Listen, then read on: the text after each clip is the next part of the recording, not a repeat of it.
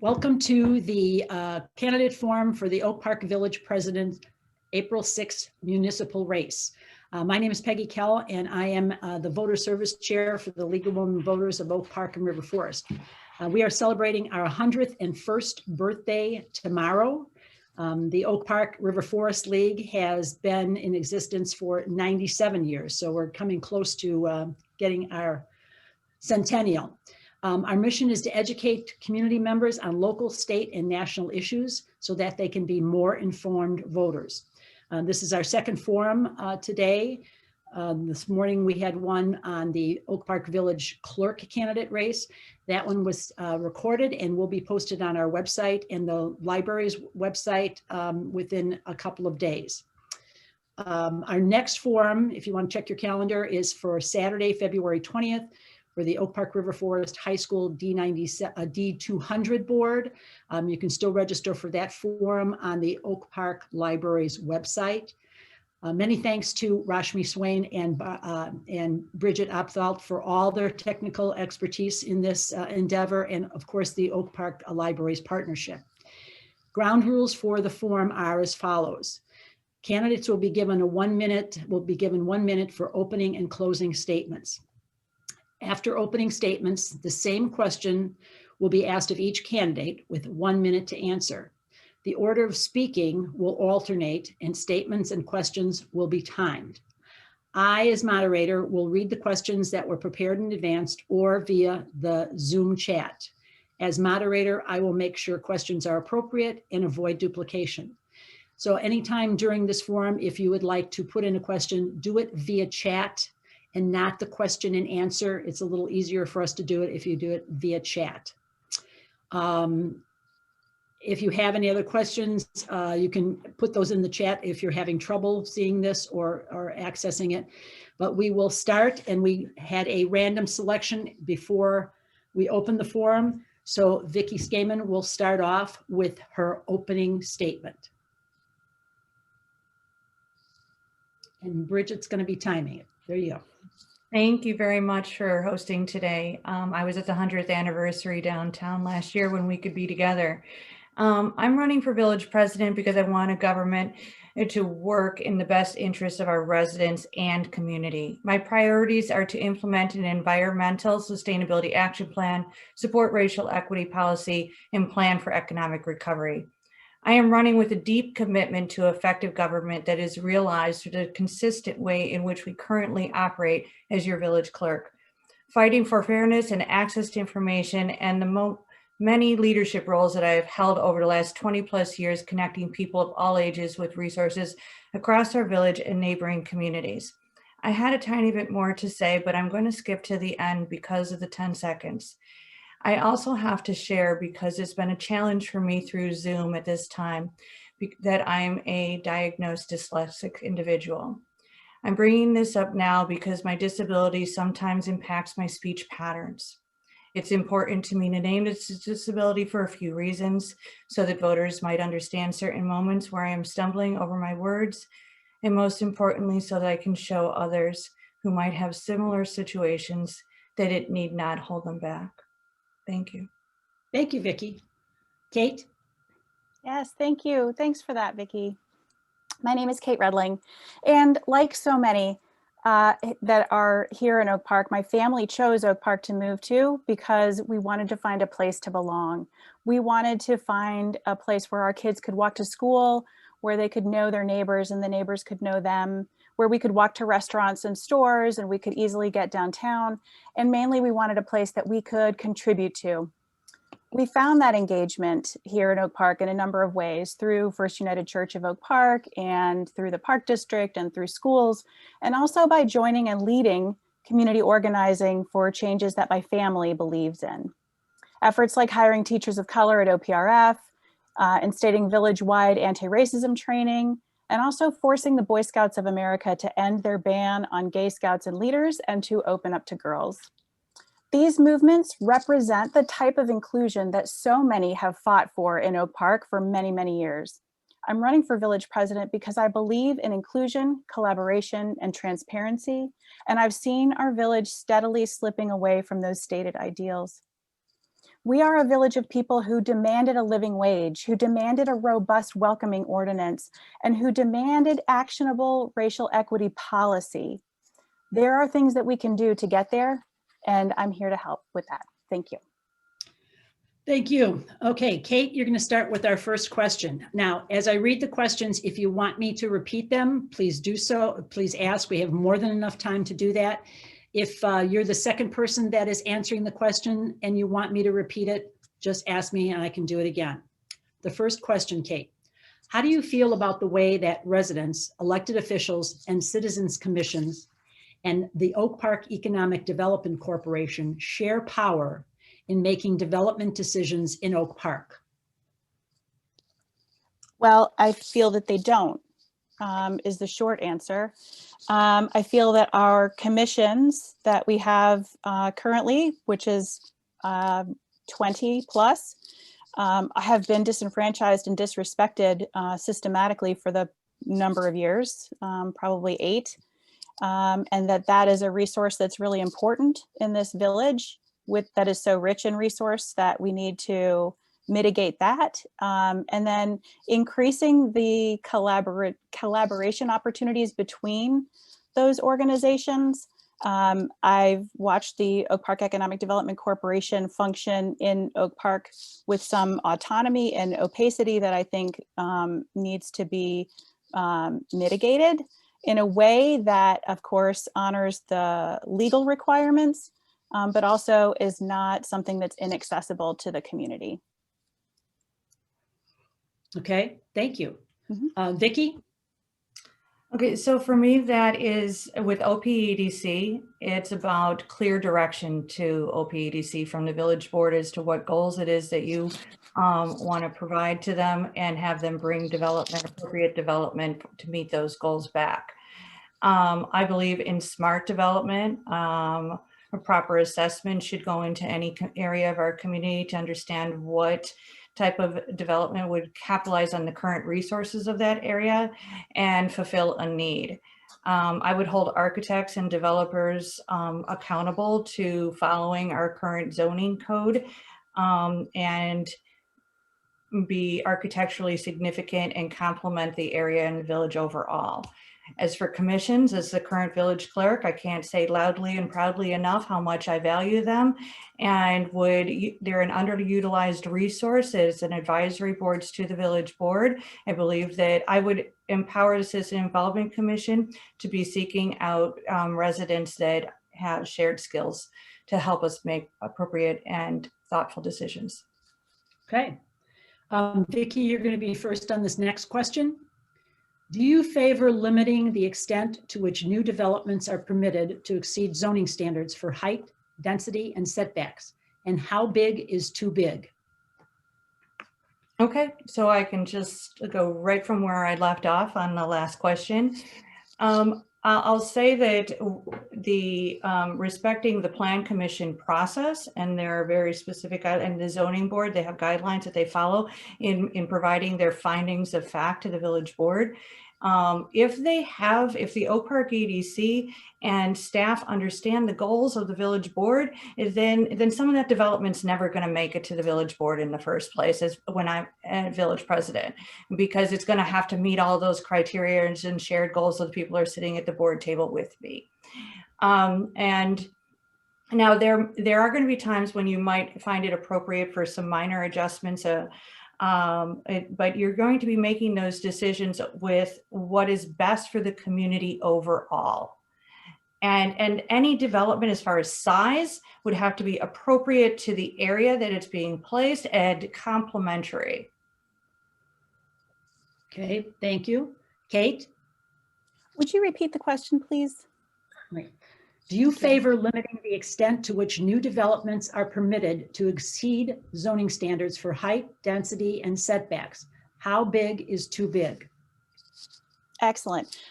So first I would state that we have ordinances and zonings regulations for a reason. And I believe that when we have the opportunity to review those, we have to do it in the context of first, a racial equity lens, so that we are looking at the current impact and also considering what the historical factors are in that. Perhaps there is an opportunity to update something in zoning laws, but those ordinances are instated for a reason, and the context of where those projects are is most important. And coming into that project, knowing what the village has said that they want, projecting what it is that we are looking for, which should be sustainable, affordable, and accessible buildings, then that is how we need to look at those decisions as to whether or not we make allowances. Okay, thank you. Kate, you'll get this next question first. What ideas do you have for helping smaller and locally owned businesses survive and thrive in Oak Park? Thank you for that question. So important.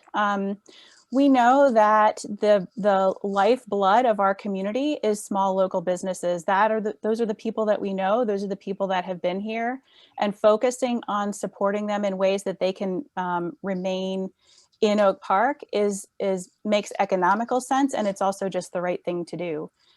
So looking at our decisions and our policies that we instate to make sure that we are involving them in the conversation, that they are part of the decisions that we make for planning purposes as well as development purposes, and then also making sure that those decisions that are made, that we are dedicating resources in an economic gardening way, so that we are growing the people that are here, taking care of the people that are here, and helping them sustain long term. It's much more economical to support who's here than to try to reinvent everything.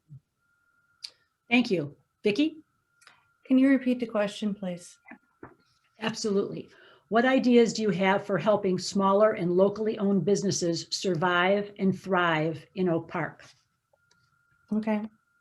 So I've been on the chamber board for about 1.5 years now, and I know that, we quite honestly don't have enough money to go $5,000 grants.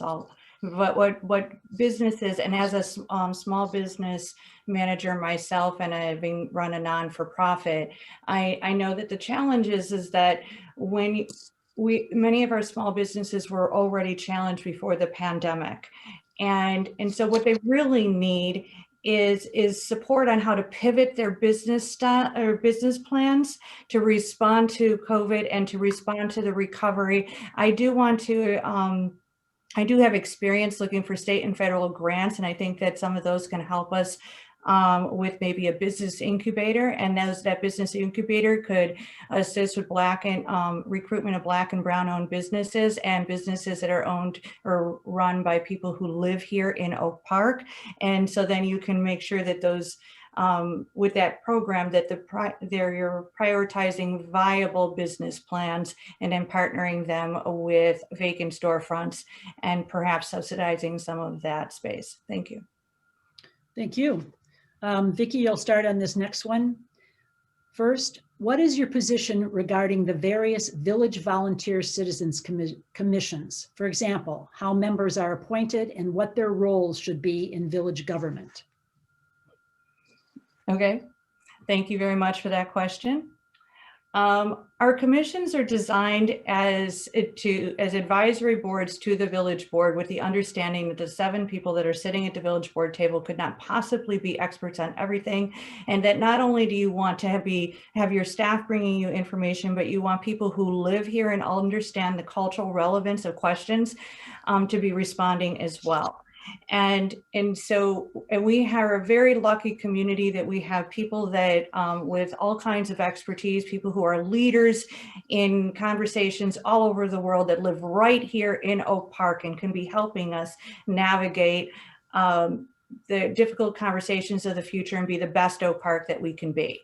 The Citizen Involvement Commission so your application goes to the clerk's office, and then that is prepared for the Citizen Involvement Commission for interviewing. That should be depoliticized and bringing forward those applicants to the village board and so that all village board members can attest to the appointments. Thank you. Great. Okay, Kate? Thank you. I don't think you need to repeat the question, but thank you. So our commissions currently are not diverse enough, and the work that they're doing is not accessible. It's not easy to find current minutes and current agendas, and it's not easy to understand exactly who is on all of those commissions as far as the demographics that they represent. You can look through minutes and find people's names, but we need to be measuring and intentional about who is serving on these commissions. I've lost track of how many people that I have talked to in this community who are serving on commissions who have quit because they are so disenfranchised with the way that the commissions are treated by the board. I commit as village president to not appoint people to commissions unless under dire circumstance, that the recommendations of the community commission that recommends them should be followed and voted on by the board, period, and that those that their work should be honored as well. Okay, thank you. Kate, you're going to start this next one first. If the resolution on defund the police is successful, how would you interpret its implication for Oak Park? And if it's not successful, how would you interpret its implication for Oak Park? That is a very important question.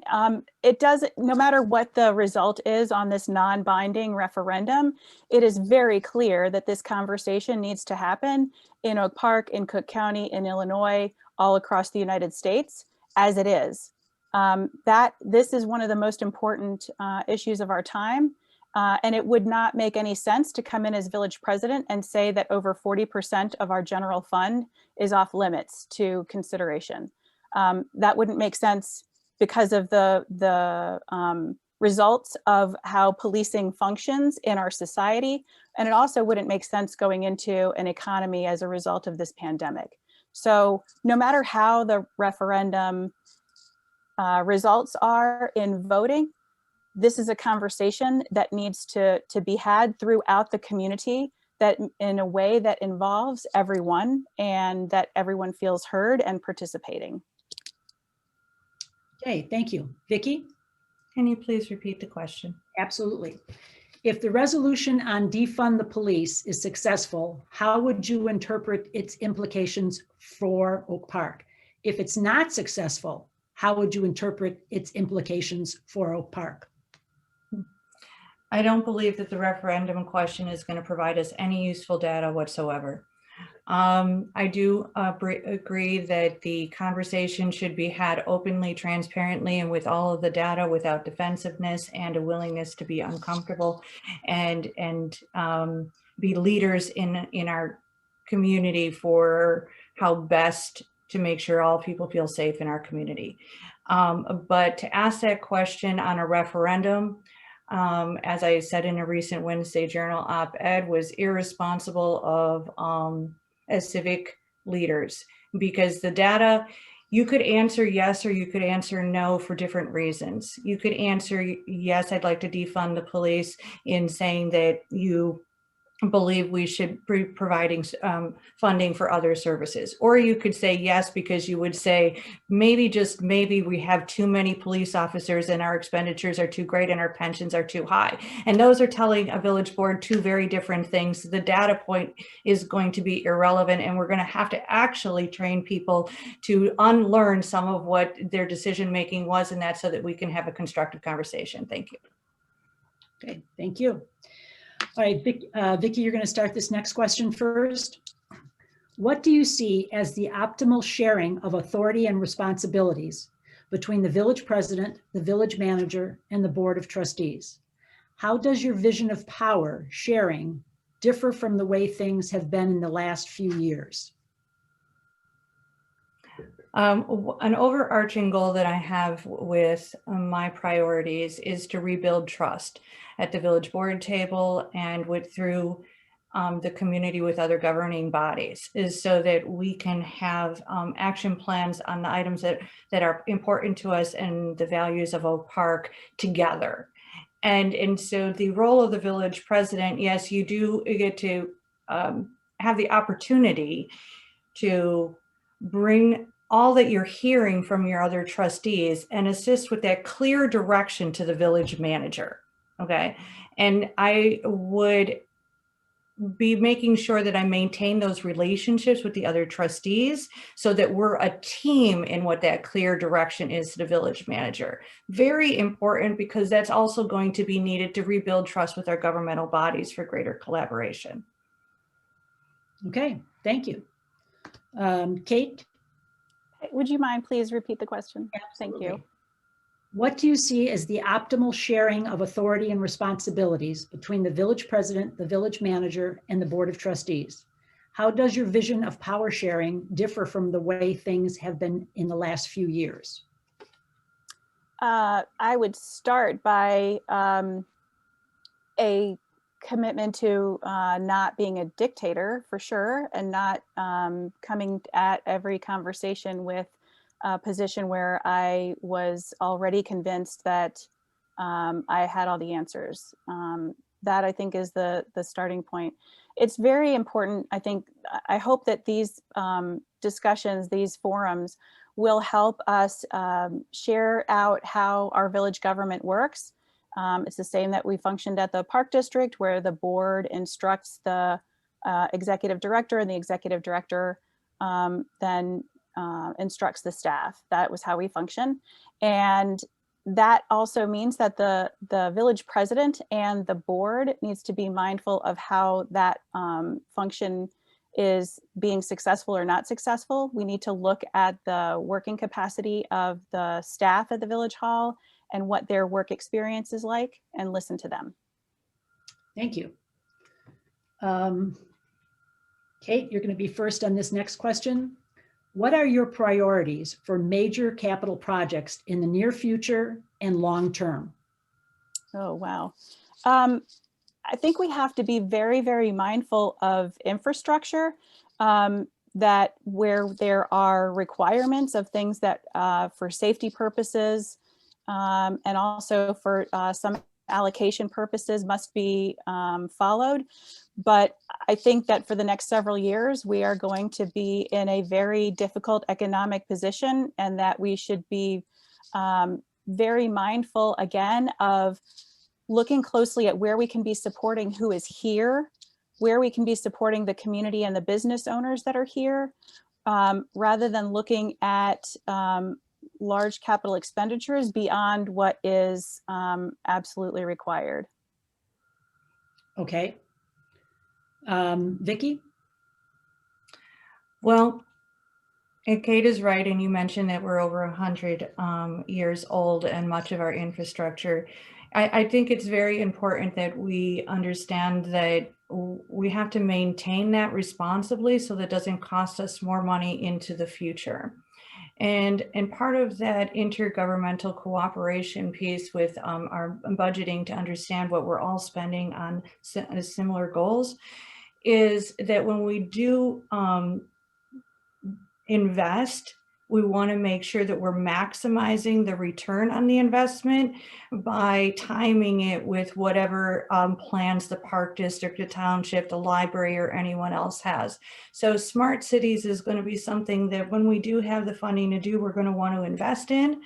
But anything that we do now, any infrastructure that we do now should be, we shouldn't be passing up on the opportunity for the what pieces so that we're not spending money twice. Okay, thank you. Vicki, you're first on this next question. What changes, if any, would you favor in the way the village does its budgeting and fiscal planning, and why? Okay, thank you very much for that question. As village clerk, I have witnessed decisions at the village board table made without understanding the full cost of expenditures, an advantage in working at Village Hall and seeing what happens the day after a board meeting. The easiest example is software. Software includes the contract with the provider, but additional staff hired to implement and manage the software may not be included in that discussion at the board table. I would require presentation of the budget by program in relationship to our board goals. I would use the greater understanding of cost to attain those board goals to not only maintain focus at the board table, but engage other governmental bodies for better informed opportunity for greater collaboration. Additionally, I would work with our partner agencies, my fellow trustees and staff to define clear goals that meet the needs of the community so that contracts we have with outside agencies are efficient in making a greater impact. Okay, Kate? Yes, ma'am. I am very excited about the prospect of instituting a participatory budgeting method within Oak Park. I've seen this work all over the country and all around the world, and it is an opportunity for us to open up in a way that is engaging with the community and then getting a better outcome for all people. It is possible. It's a real thing that exists. And also we need to reorganize the way that our budget is categorized so that we can follow where money is coming from and what it is going to, instead of just looking at it as two piles of money of what comes in and what goes out. Our budget currently is not accessible in many ways.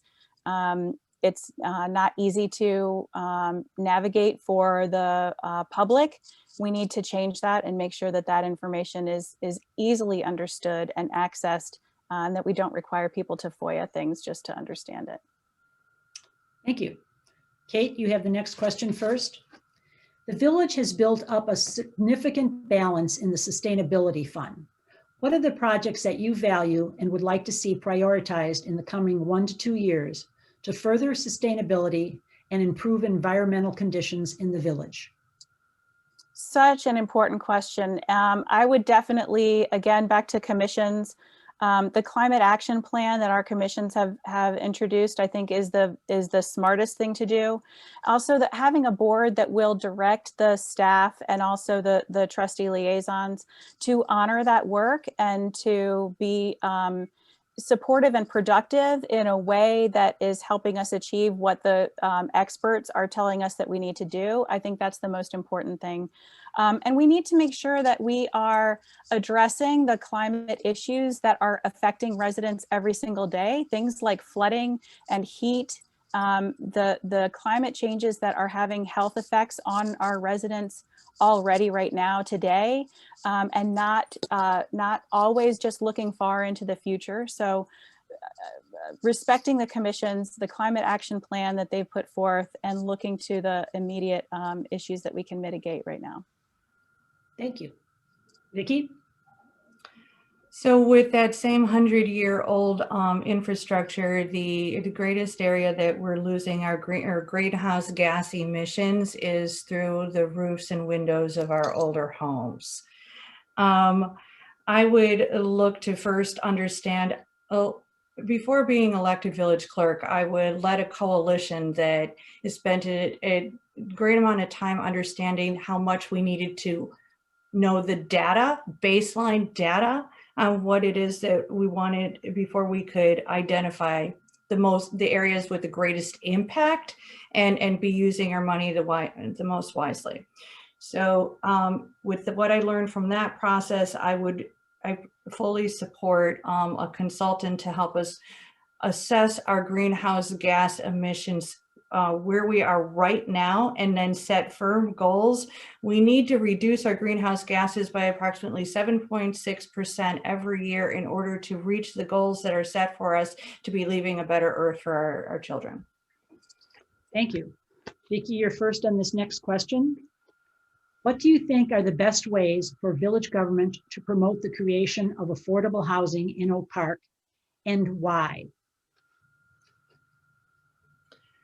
Well, we're going to be sitting on approximately $1.5 million in the Affordable Housing Fund. And so with that same decision-making process that I was talking about, I would be very excited to issue an RFP for what would, again, help us reach goals of raising the number of affordable units in our community for the impact, which means understanding the need on where and what types of units, and just using that money and but knowing when we're using it, that the project that is going to come forward with an RFP is going to make the greatest impact on more affordable units.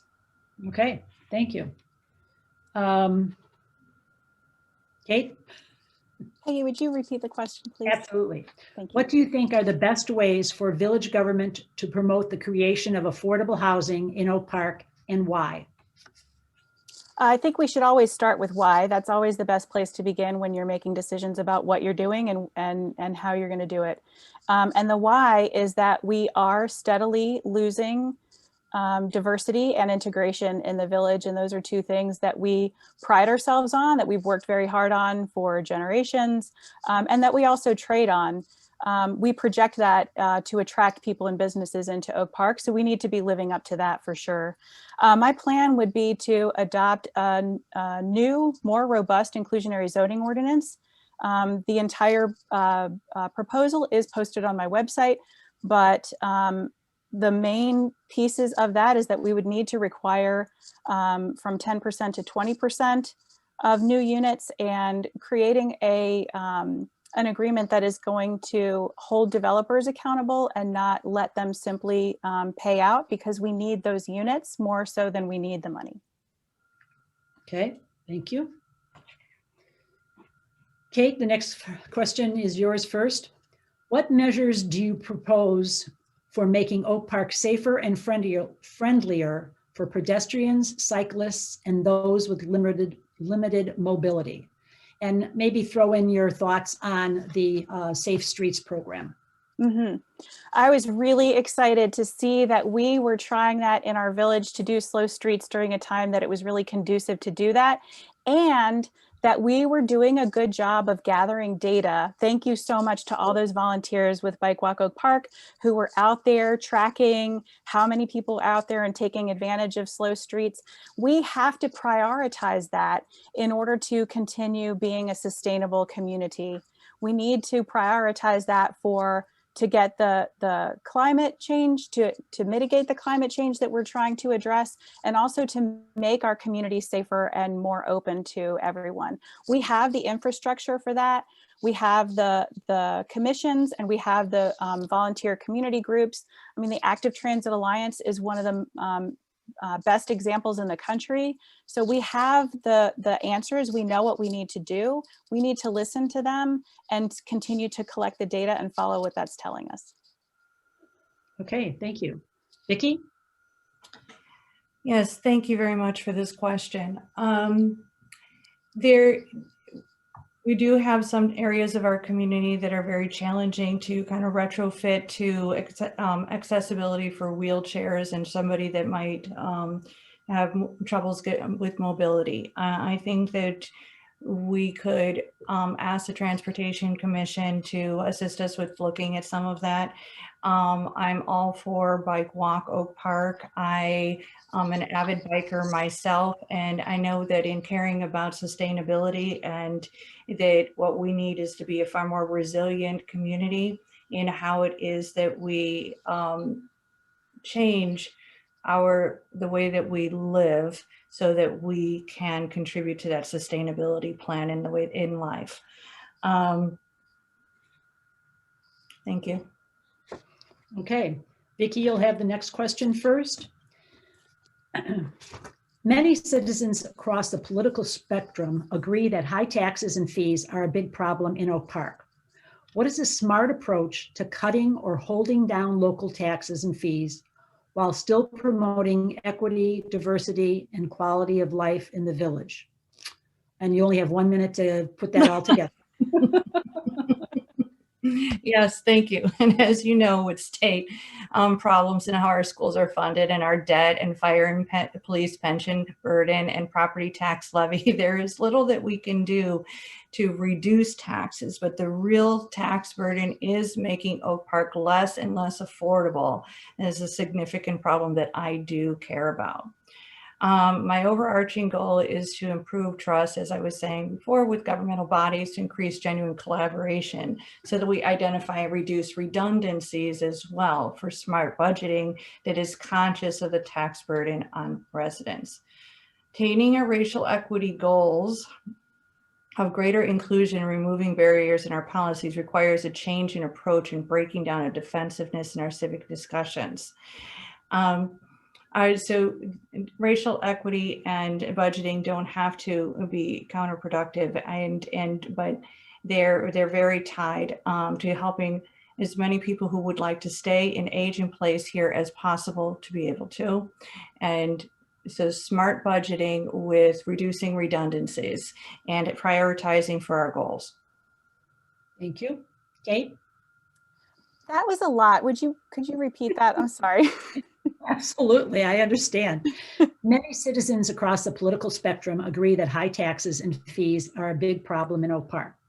What is a smart approach to cutting or holding down local taxes and fees while promoting equity, diversity, and quality of life in the village?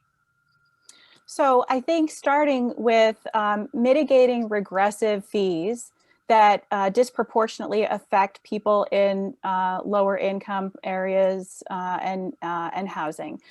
Those are ways that we chase people away or they get priced out because they just can't afford the fees in addition to the housing and the property taxes.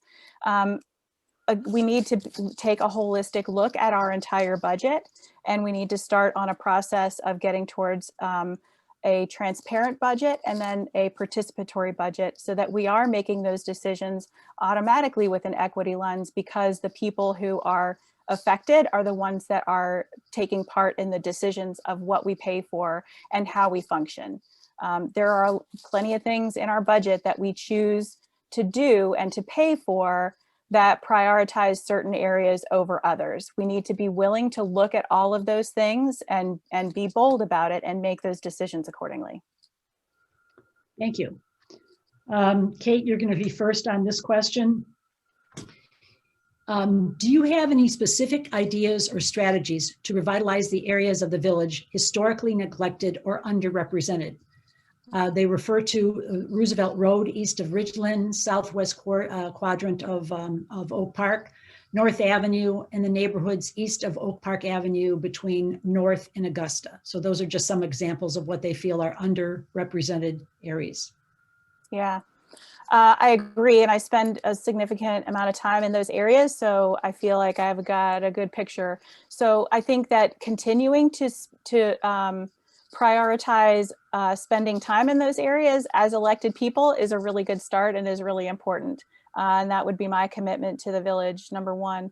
There are groups in Oak Park that focus on prioritizing those areas. They need to be participating and they need to be heard in a way that is effective and also carries weight within the village. I think, again, a participatory method of making decisions about our development and the spending of our budget is the way that we solve all of these problems of where investment is happening, because that is also going to dictate what we put out to the world that we are looking for investment for. And that's how we can make those decisions in a more equitable way. Thank you. Vicki? This is an excellent question, so thank you. And I also do live on the south end of Oak Park and acknowledge full-heartedly that there are areas of our village that have not received the same attention as others. But so some of the pieces of what I've said in other questions we need to be thinking about and remembering that as we make all of those different decisions, the infrastructure decisions, the opportunity for smart cities for the future, the opportunity for business incubators for Black and Brown communities. If we have grant funding that we can get from the state and federal government, where are we going to put them? How can we, identify those? Also, maybe empty storefronts that have been empty a little bit longer than others and put some attention there. So it's really about making sure that you keep that top of mind for any opportunity that comes forward. Thank you. Vicki, you're going to be first on this next question. What does Oak Park Village government currently do well, and what are the biggest areas of opportunity?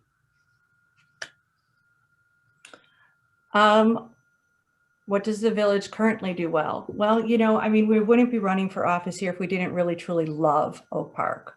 And I think, but we're also running because we believe it can do better. And so my vision for Oak Park is that, you know, we can depend on our government, that it's working for all, that we live up to the values and the expectations of villagers and for the best interests of our community as a whole. I know that our understanding of our form of government is very important. So supporting our governmental partners and making sure that, you know, so the goals that we have, I believe they're shared, you know, with other governmental partners too. And the village of Oak Park is, so the township, the library, D97, D200, they're all much further along in a racial equity discussion than the village is. So that's one area that the village definitely has to step up immediately on. Thank you. Kate? You bet. So what I think the village does really well is we do have a structure. We do have the bones in place for having a participatory system. By going back to the commission structure, focusing on that and strengthening it in a way that we're making sure that it's diverse, that it is accessible for people to understand who is participating and what the outcomes are from those commissions. So that's both an example of something that is good and also we can do better. I think that we currently run a very tight ship as far as, you know, getting things done in an efficient way that suits the mechanics of running a village. I think that we need to turn that around a little bit and make that more accessible, so that we aren't just trying to check off the boxes and meet date deadlines, that we are being intentionally inclusive in our decision-making for the village. Thank you. Kate, you'll be first on this question. This is rapid fire. Exactly. Shows you how well you guys think on your feet. You're doing very well. Thank you. What will you do to help make sure the vaccination process moves as quickly as it can and help increase the number of vaccines coming to the health department? Yeah, that takes relationship and communication, and it means that we have to make sure that we are connected to and open with the county and state resources that the vaccination and the plans and decisions and requirements are following. So those relationships is what is going to help us be more effective in serving our community. Reinvesting in our state certified health department is absolutely a must. I'm thankful that we still have a health department, but we need to make sure that that is, that we at least bring it back to the standards that it was before, that would allow us to be more supportive in implementing. I believe that we are going to have more health implementation requirements going into the future, and we need to make sure that we are prepared for doing that. Thank you. Vicki?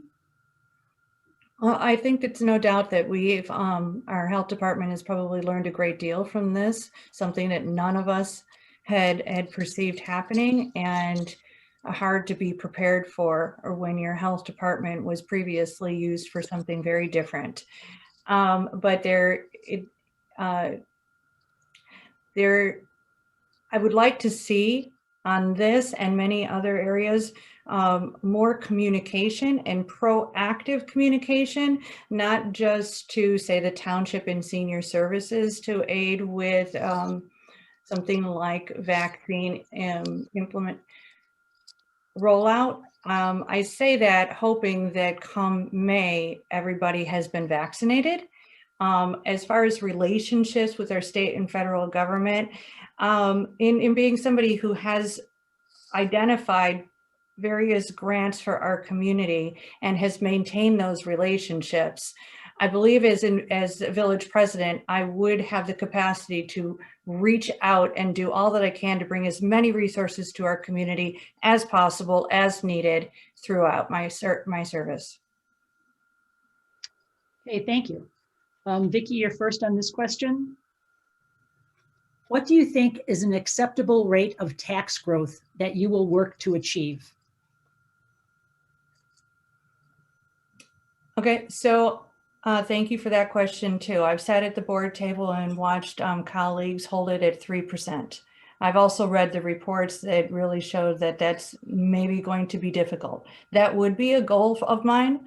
But that's also going to mean making sure that we get the revenue sources back up to where they were pre-pandemic for that to even be a possibility.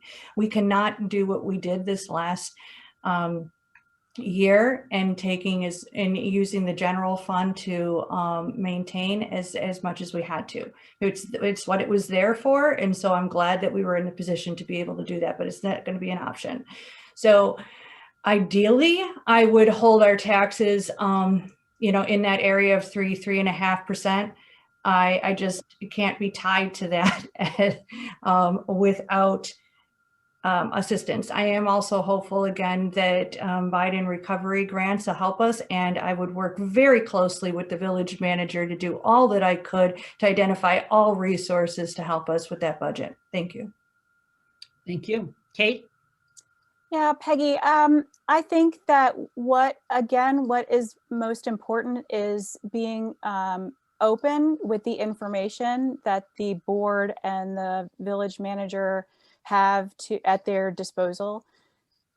When people understand why the decisions are being made that are happening, they're able to they're able to be heard about what their position is as it relates to those decisions, and B, they're able to then accept this is where this decision needs to be made.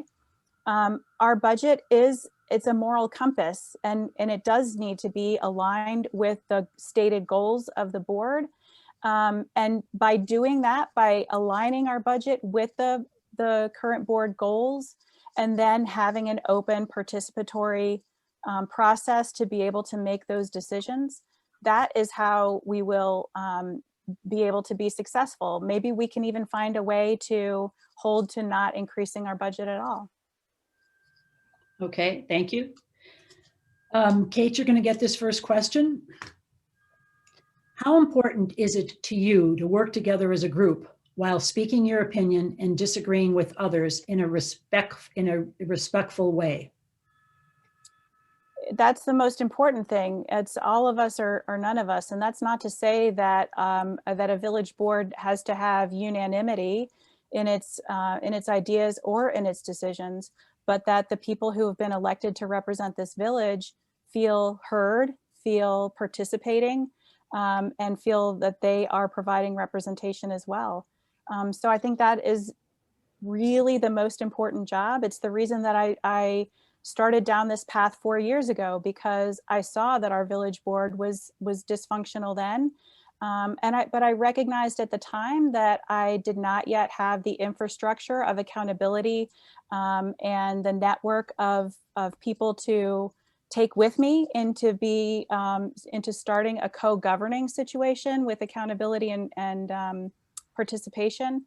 That's what I've built for the past 4 years, and that's what will, I think, bring that respect to the board table for us to be able to collaborate and move forward. Vicki? Can you repeat the question, please? Sure. What do you think is, nope, that's the wrong question. How important is? Thank you. How important is it to you to work together as a group while speaking your opinion and disagreeing with others in a respectful way?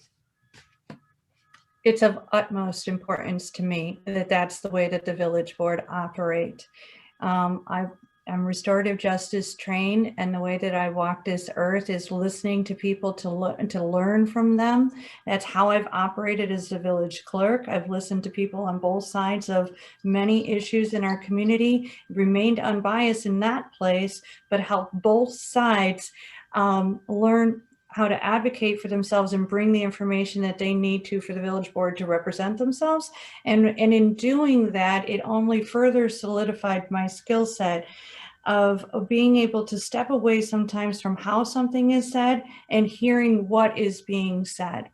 So I know that as village president, I am going to consistently and always be making decisions for the better good of the community first, above any other agendas or and representing what I truly believe in. Okay, thank you. We have time for maybe a couple of more questions here, and we do have a lot of good ones, but I'm going to do this one. And Vicki, you're going to start with this one first. How are your qualifications and experience superior to your opponents? Okay. Well, I believe anybody running for office, I respect and appreciate for their service and desire to serve our community. I am running for village president, understanding that I have the skills, understanding, experience, heart, and relationships to build a board of trustees to direct and hold accountable our government for meaningful progress. I believe Oak Park can be the leader that it needs to be with a solid sustainability action plan, ensuring that our policies are equitable and attainable, and working with community partners and small business community for economic recovery. I have walked our community through assessment reports to action plans with identified goals and strategies that are relevant to attaining those goals many times. I have worked with every single governmental partner in Oak Park and in River Forest to make those things happen. I'm the president of the Municipal Clerks Association, so I've worked with our surrounding communities as well, and I've volunteered in Austin. I know that we can make a greater impact. Thank you. Kate? Could you repeat the question, please? Absolutely. How are your qualifications and experiences superior to your opponents? Thank you. I believe that I am the best candidate for this job in this time. And that is because we are at a moment of great and very deep challenge. And having been on this path for 4 years and preparing for this job for 4 years, it has allowed me to enter the work that I've been doing in the streets, at the board table, among all 6 taxing bodies, and at the county level and advocating in Springfield, to do that with the mindset of how to bring our village through a difficult time. Now, granted, I did not know a pandemic was going to happen, but the way that I know that I am prepared for this job now is that when we began the process of dealing with this pandemic, I asked myself deeply, is this really what I want to do? And the answer was absolutely yes, more than ever. I am prepared for this challenge. Thank you. Our last question before closing statements will be this, and Kate, you will take this question first. There is evidence that we are losing diversity. How do you plan to stem this tide, and will you encourage the village to continue to keep, or not, I'm sorry, not continue, will you encourage the village to reinstate keeping track of racial demographic statistics? Yes, absolutely, 100%. We cannot do anything that we're not intentionally looking at and planning for. The village did collect race data intentionally in order to ensure integration, and it's part of our very important history and success. And again, it's part of what we trade on now, of what we portray ourselves to be. The vast majority of people that I've talked to, of the hundreds of people that I've talked to about what's great about this village and about why we're here, is because of the diversity. And we are losing that. That's in the census data. Those are just facts. And I believe we're losing it because we haven't been focused on it the way that we were decades ago. And so fortunately, we actually have the tools in place. We actually have the regional housing center that we need to support on a long-term basis. And we have the tools and the structure in place to mitigate and actually grow the diversity within Oak Park. Thank you. Vicki? Yes, thank you again. Actually, you know what, can you repeat the question for me, please? Yes, it's a little disjointed, but there's evidence that we're losing diversity. how would you plan to stop this? And would you be in favor of reinstating the racial demographics statistics that we used to keep? Okay, thank you.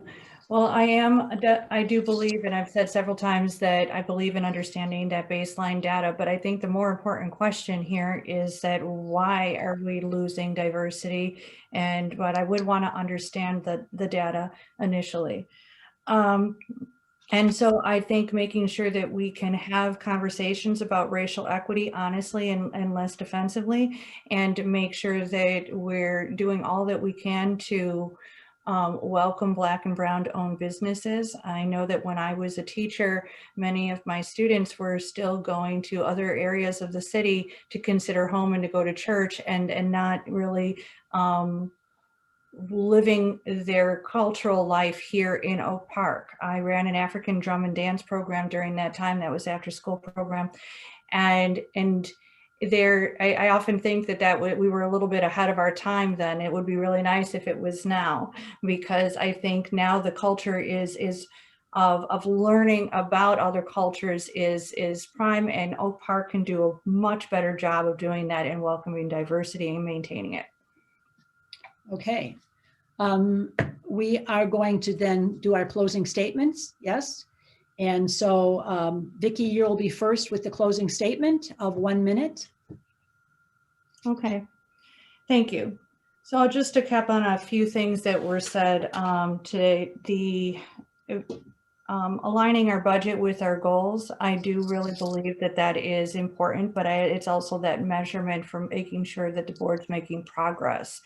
And restorative justice and valuing equity are things that are very important to me. Our commissions do currently keep a survey of the demographics, and if the Citizen Involvement Commission were more empowered, they could share that with the community on an open portal, which I would definitely do as our village president. If they keep data on incoming, outgoing, diversity recruitment plans, and I have all the faith in the world is that they'll help us as a community grow a sense of belonging for our village government, which is